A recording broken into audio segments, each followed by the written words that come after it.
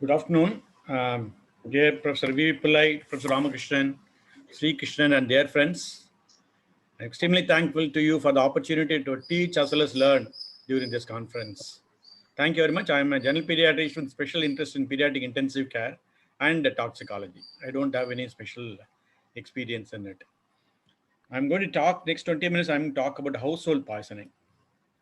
Home is a shelter from storms, all sort of storms, but sometimes the storm erupt from the home itself. That's what we are going to see in the next 20 minutes. This is the information from 10 years information from All India Institute of Medical Sciences, Poison Information Center. They received 16,000 odd calls. Almost half of it is about household poisoning. Among the household poisoning, 60% is from children. This is a list of common household substances: pesticides, cleaners, thermometer mercury, naphthalene balls, antiseptic, kerosene, plant, paint thinner, polish remover, and others. As Professor Ramakrishnan already mentioned, the main management of a poisoning, child with poisoning is resuscitate. That is the most important thing. There is no need for resuscitation. Recognize and support the organ systems. First two steps are the most important steps by which, even if we do not know the exact poison which has been consumed by the child, these two alone can rescue the child completely. And then focused history and examination, toxidrome. If you can identify, you can give antidotes. Only few of the poisons have got antidotes. Monitoring, more importantly, make an MLC entry and educate the parents so that prevent the further episodes. This is statistics from ICHNI. About 700 children are admitted every year. Half of this mainly because of household substances. So I'm going to share with you some case scenarios commonly consumed household poisons. The national bird, peacock; national animal is tiger. Similarly, national poison in our country is kerosene. Reported from all over every states. This is an 1.5-year-old child consumed kerosene, brought to emergency room after 2 hours, comatose, irregular respiration, shock. Look at X-ray, it's a massive aspiration causing ARDS. Managed with IV fluids, inotrope, ventilator support. We could not save the child, died after 5 hours. The risk factors for mortality depends on 3 factors. The child presents with altered level of consciousness, seizures, or need for ventilatory support. That too, a difficult ventilation is bad prognostic factors. But fortunately, most of the children come in a good state. We are able to save them. The mechanism is a replacement of the air in FRC by kerosene, chemical pneumonia, bacterial pneumonia, surfactant washout, ARDS, and necrotic pneumonia. Most of the children are managed just by observation, oxygen administration, sometimes antibiotic, very rarely respiratory support. And nowadays, the children who are consumed and having a very bad ARDS are also being managed by surfactant. White petroleum thinner are almost equivalent to kerosene. So learning point is, we need not take X-ray for every child. If the child has respiratory distress, we can take. Otherwise, we can wait. And after 8 hours, we can take. Surfactants are used only for sicker ones. Parents are advised not to store kerosene in water bottle beyond the reach of the kids. It should be kept beyond the reach of the kids. Unfortunately, in the last 2 years, incidence is declining because kerosene is replaced by cooking gas nowadays. Second case scenario, this is a 3-year-old child brought in altered consciousness, irritable, tachypneic, and cyanosed. Mother doesn't have a clear history. He was found unconscious outside his home in the evening. So the child has cyanosis. You see the saturation is 86%, pulse oximeter saturated 86%. With the cardiorespiratory state is stable. So what is the possibility? So most of you probably will come to the conclusion. This is methemoglobinemia. Look at the color of the blood. Patient's blood is chocolate brown color compared to the mother's blood for comparison as a bright red color. Common toxins which are involved, which are leading to methemoglobinemia are naphthalene balls, dapsone, mastics, nail polish removers, and some of the local anesthetic cream. These are all the poison which can likely to cause methemoglobinemia. The very important point is here, if you look at the SpO2 is 86%, but if you take the ABG, saturation here is 99.7. This is called a saturation gap. If you have a gap of saturation between the pulse oximeter and the RT ABG analysis, that is a more important points to favor the presence of an abnormal hemoglobin, more commonly methemoglobin. And if you look at the methemoglobin level is 35.8% here. So if we, the modern pulse oximeters some of them can show the hemoglobin levels as is shown here. It is about 23 percentage is shown with the methemoglobin. They're all very useful ones to diagnose earlier. So this is child with acquired methemoglobinuria. Probably we couldn't identify, probably dapsone or naphthalene or something is consumed. GCP level has to be estimated because methylene blue is contraindicated when there is a GCPD deficiency. This child was treated with IV methylene blue, 2 mg per kg. For 15 minutes, repeat doses were given up to maximum 7 mg. The child was discharged home well. Very importantly, we should ensure stocking IV methylene blue in our ER and PICU so that we don't miss treating them. This is a 45 days old baby, had a crying spells in the night. Grandmother got up and admitted some liquid thinking it's a grape water in the night. Child developed respiratory distress in half an hour and brought to emergency room in a very sick condition in cardiopulmonary failure. If you look at the lips and tongue, you will make the diagnosis. It's an undiagnosed corrosive poison. So a lot of corrosives are available in our home. It is no exception. The metal cleaner, rust cleaner, disinfectants. Usually these children come with painful swelling of the lips and tongue, mucous membrane burns, drooling of saliva. Sometimes they come very badly in the laryngeal edema and voice change. If most of them come in a relatively stable state. They are stable. They come immediately. We can give water or milk less than 15 ml per kg to dilute the acid or alkali. Avoid giving large volumes, but carefully look for the presence of any airway involvement, which is evident by soft stridor, voice change, drooling of saliva. All this indicate there is a upper airway involvement or abdominal symptoms. We have to avoid giving any water or milk. Look at this baby shown here. ALA injection showing the lip edema and tongue edema. If you have a very good gastroenterologist, pediatric gastroenterologist, early endoscopy, there are no contraindication. Early endoscopy may be useful to identify how severe it is. This is a 2-year-old boy. A child with Down syndrome came with drooling of saliva and noisy breathing. So X-ray was taken mainly to identify any lung involvement. It showed a surprisingly a coin shadow. Even the mother was not aware what was taken in. It's a coin in the cricopharynx. Initially we thought like a coin shadow. It was the year 2000. We didn't have any idea about the underlying problem. ENT surgeon came, tried to remove, he failed, then waited for the anesthetist. So got postponed for 8 hours. Foreign body was removed, but unfortunately child landed with Ehrlich syndrome, sarcoidosis emphysema, pneumothorax, pneumomediastinum, landed in ICU, requiring ICD, bilateral ICD. Lot of problems child had.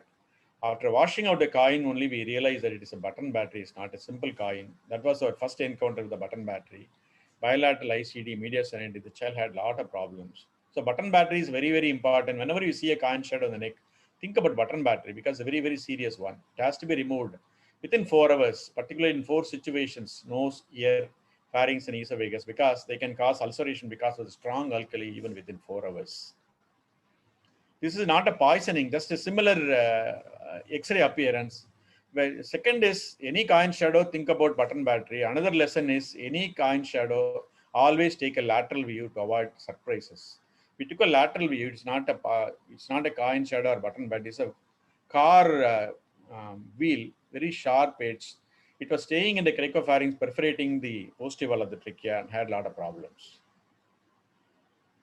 Pre-hospital triage is, before referring, advise them to give honey 2 spoons by mouth every 10 minutes for up to 6 doses, so that it will prevent further erosion or perforation by coating the button battery. In the lockdown period, we noticed more incidents of poisoning, particularly involving the hand sanitizer. One pump distributes some 2 ml. A 10 to 15-year-old, 10 to 15 kg child, maybe around 4 to 5-year-old child, 4 to 5 squares sanitizer is enough to produce toxic effects. The simple, the sanitizer contains isopropyl alcohol, ethanol, and N-propanol, 70 to 95%. If their consumption is presumed to be 1 ml per kg or more, definitely it becomes toxic. They cause local symptoms like epigastric pain, vomiting, hemorrhagic gastritis, hypoglycemia, CNS depression, respiratory depression. They have to be very, very carefully monitored. Decontamination not useful. Supportive management is mainly airway management and by giving IV fluids. Suppose the child does not respond, does not recover well, it continues to be in a depressed level of consciousness. Think beyond alcohol, think beyond sanitizer. Child may have an associated problem like subarachnoid hemorrhage or head trauma, which are common associated with alcohol poisoning. This is a very rare case scenario. So I would like to spend some time here. This is a previously healthy 4-year-old child. He was brought to ER with vomiting and drowsiness. An hour before he was well and found to be eating apricot. Very fastly he deteriorated. Vomiting followed by loss of consciousness. Initial vital signs, so low GCS, otherwise vital signs were stable. Surprisingly, saturation was well maintained, 19%. But abnormal ECG, blood sugar, just X-ray was normal. The abnormal investigations are high anion metabolic acidosis, high PaO2 with oxygen, and then lactate were high. Osmolar gap was only 5. The child was critically ill, so central line was inserted. Central line saturation was 90%. Normally, the difference between central line arterial venous saturation only 25%. Here it is 10%. CT brain was normal. Intubated, ventilated, supportive management. This is prepared based on the case report published in American Journal of Case Reports. I have not seen a case like this. I'm just presenting this to you because this child come to us, to our ER, we must be able to manage. So we don't know what is the type of poison consumed. Any idea? We analyze the lab abnormalities first. The child has lab abnormalities like high anion metabolic acid, high lactate, high venous saturation, normal glucose and normal osmolar gap. These are the various DD for them. DKA, renal failure, IEM doesn't look like that. Toxins, methanol doesn't look like that because osmolar gap is not high. Alcohol will have hypoglycemia. Ionized salicylate. Finally, we landed with the possibility of cyanide, which can present with very fast development. Within 30 minutes, child became unconscious, high lactate, high PaO2, narrow oxygen difference between arterial venous blood. So more likely to be a cyanide poisoning. So when will you suspect cyanide poisoning? Any rapid deterioration within 15 to 30 minutes of ingestion. Strong suspicion is cyanide. Sudden collapse of a lab or industrial workers and death within minutes, particularly a jewelry shop or plastic industry employee. Ingestion of seeds or fruits or plants containing cyanogenic glycosides. Generally, nobody will eat the apricot seed or apple seed. If they are bitten or crushed, they release a substance called amygdalin, which is converted into cyanide in the body and result in cyanide poisoning. I have not treated a child with cyanide poisoning, but I have encountered an adult when I was working in headquarters hospital who died within 10 to 15 minutes of consuming some toddy alcohol and then later proved to be a cyanide poisoning. I'll quickly go through some fast presentation of few slides for want of time. This is a plant causing local irritation. A child has chewed this plant causing local irritation of the tongue and lips. Suppose it goes down causing laryngeal edema, child may need even intubation. That's just this plant. I have kept in my home. Most of the homes will have this plant called dumb can plant. I have kept in my house earlier before without knowing this. This is a dangerous plant that has to be removed from our garden. These children, if a child comes with intestinal obstruction without any obvious cause, or if you happen to see an X-ray abdomen showing a patterned garland-like appearance, most of these children, they don't come with a history. You think of a magnet, multiple magnet ingestion. Multiple magnet will cause adhesion of the intestines, causing encasement of the loops of intestine, causing pressure necrosis, perforation. So we have to involve the surgeon very, very early. Another surgical problem caused by, they are not poison, but household items are resulting in surgical complication. This is a water absorbing bead. This is such a small bead can go up to this level. Here you can see the ileum causing complete obstruction by a distended bead. So whenever a child comes in intestinal obstruction without any obvious history or vomiting of a beads, think about a surgical complication, involve the surgeon very early. Mosquito repellent is very commonly admitted, at least every month, at least we'll have one child. Most of them, they stay overnight, just stay for observation and they go home. But sometimes they can cause encephalopathy, seizures and arrhythmia. So we must be able to tell the parents and keep the child under observation, preferably in a high dependency unit. Neem oil and camphor are very common poison earlier. Camphor is commonly consumed by children because of the smell as well as because of the resemblance to sugar cubes. Camphor poisoning causes brief seizures. Most of the time get controlled with 1 or 2 doses, but neem oil is deadly. I've seen neem oil poisoning coming very commonly in Chennai ICH. They are very lethal, causing superrefractory status epilepticus, needing multiple drugs, multiple drug infusion, ventilator support for more than a week time. Very, very deadly, resulting in fatal complications.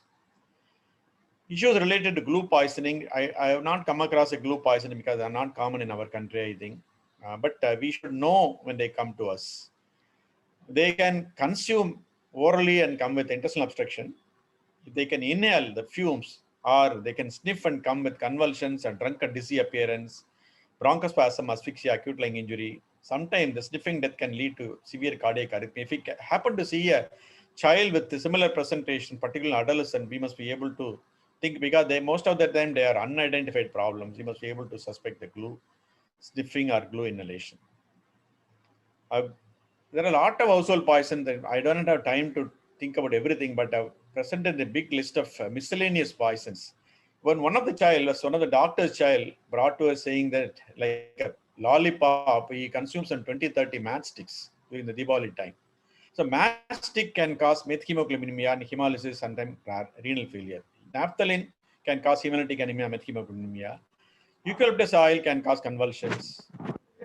3 adult went to wine shop, 2 came out and died in 5 minutes. That's what the history I mentioned about adult when he was working in headquarters hospital. Later, the postmortem and other features showed cyanide poisoning.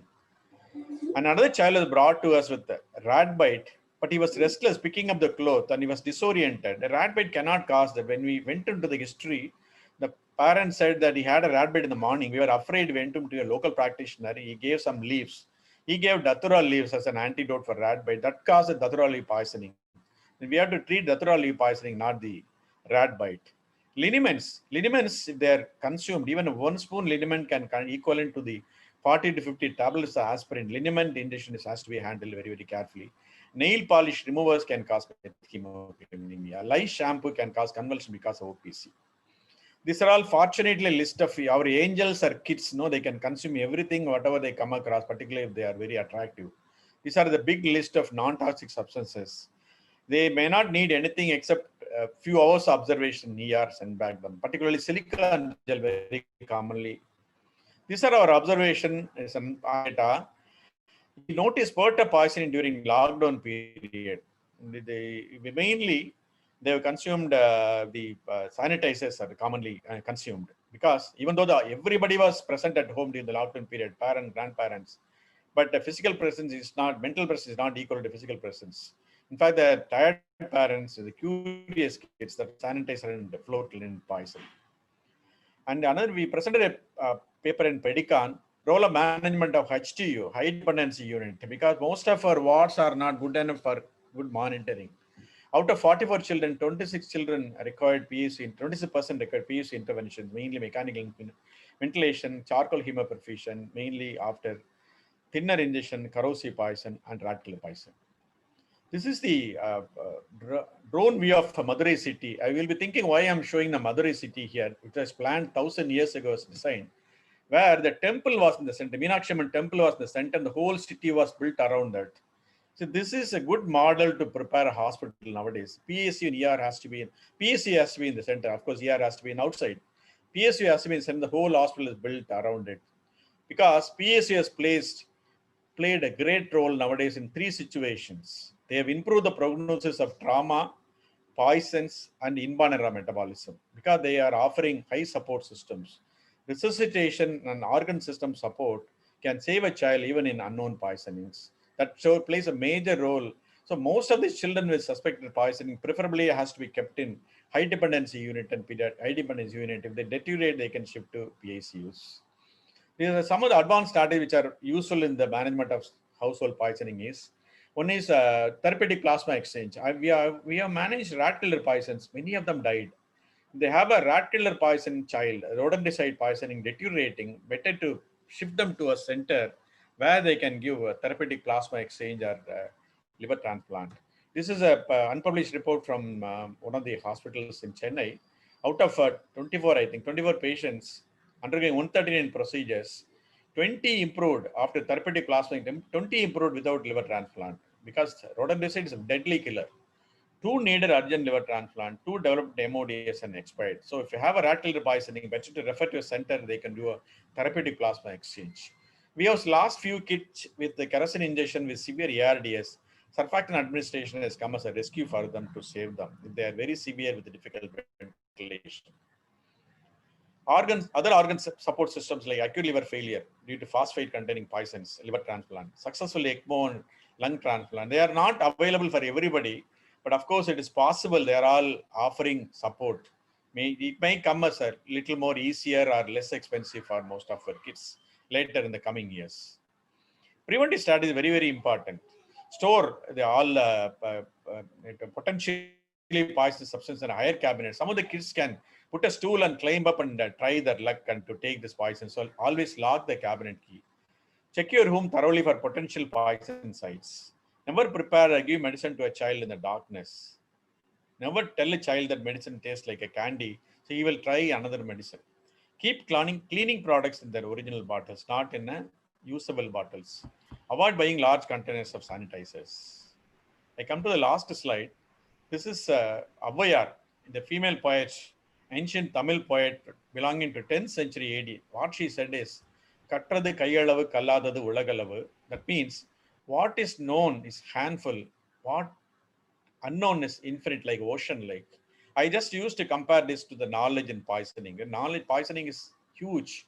Nobody can master everything about. I may not know everything about all the poisons. So don't hesitate to consult your seniors or poison control centers like Dr. V. Pillai mentioned, or browse and try to find out. You will definitely learn a new information, and it will be helpful for the child. Thank you very much for your patient listening and for the uh, opportunity.